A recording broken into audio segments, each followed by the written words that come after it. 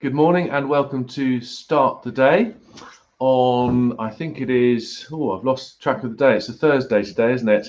And I think the date is the 21st of May. I think we're all losing track of the days, aren't we, and the dates. But thank you for joining me. I know it's Ascension Day and it's a very special day today. Been up the church tower already, and I know some of you joined me for this special day of Ascension Day.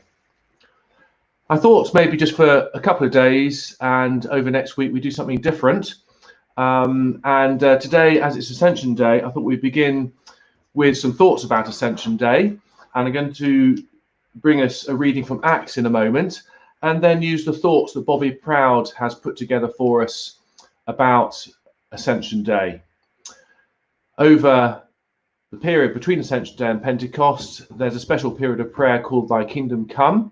And Bobby Proud at St. Peter's here has put together some special images of the Holy Spirit for us to kind of look at, to ponder and to reflect on, and some thoughts and prayers on our website. And it'd be lovely if you might look at those. She's going to post some things on Facebook, and then we can look at the pictures and thoughts and prayers on the website. And I might share some of those when I can. But I'd like you to perhaps look at those yourself as well. And just to say, I'm going to be here this morning, obviously I'm here, and tomorrow, but then next week I'm not around. So I'm going to invite you to carry on praying without me, if you can, and I'll be back on the following Monday. So over next week, if you can carry on praying, that would be lovely.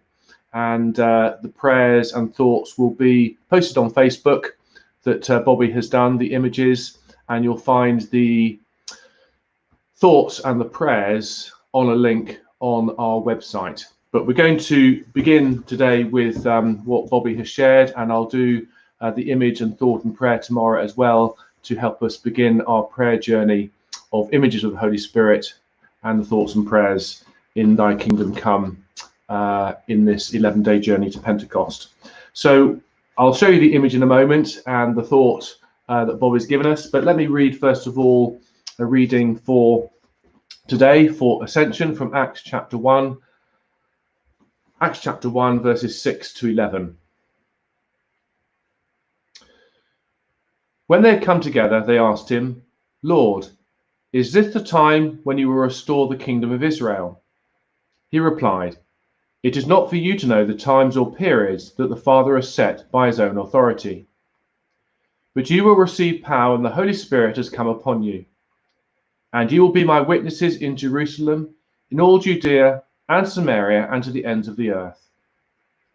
When he had said this, as they were watching, he was lifted up, and a cloud took him out of their sight. While he was going, and they were gazing up towards heaven, suddenly 2 men in white robes stood by them. They said, Men of Galilee, why do you stand looking up toward heaven? This Jesus, who has been taken up from you into heaven, will come in the same way as you saw him go into heaven. The story of the Ascension. And it's a lovely day today with a few clouds in the sky, and we can perhaps imagine Jesus ascending and disappearing behind one of those lovely clouds that are going past in the blue sky. So what is the picture that Bobby Proud has given us for today?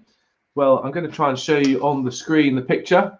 A bit counterintuitive with the camera, but there is the picture. Hope you can see that. A man in kind of a cloistered area with his hands clasped to his chest. That's the picture. You can see this, I hope, on Facebook and certainly on the website if you have a look. And I'm going to read a quote from Jan Richardson, which kind of depicts and describes the picture, and then I'm going to make some suggestions, or tell you the suggestions that Bobby has given us. Wait and see what comes to fill the gaping hole in your chest. Wait with your hands open to receive what could never come. Accept what is empty and hollow. You cannot know it now, cannot even imagine what lies ahead. But I tell you, the day is coming when breath will fill your lungs as it never has before.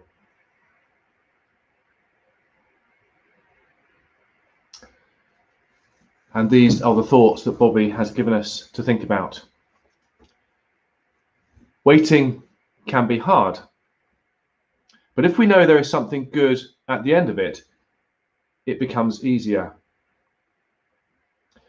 Imagine the scene in the upper room, the men and the women waiting and praying. How might you have felt about the waiting after maybe 1 day, 5 days, or 7 days? Would prayer become easier? Or would there be a temptation to give up? Bobby suggests activities for us to do to try waiting. Waiting is hard, but it's worth it in the end because of what will happen when we wait and at the end.